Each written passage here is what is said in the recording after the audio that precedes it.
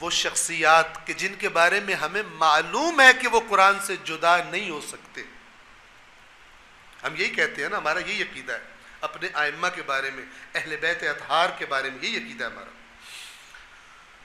تو وہ جو قرآن سے کبھی جدا نہیں ہو سکتے،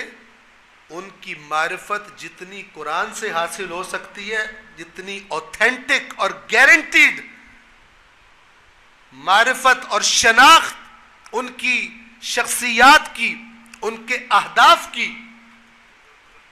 جتنی اللہ کی کتاب سے معرفت اور شناخت اور علم حاصل ہو سکتا ہے، دنیا کی کسی دوسری کتاب سے ان کے بارے میں وہ معرفت حاصل نہیں ہو سکتی.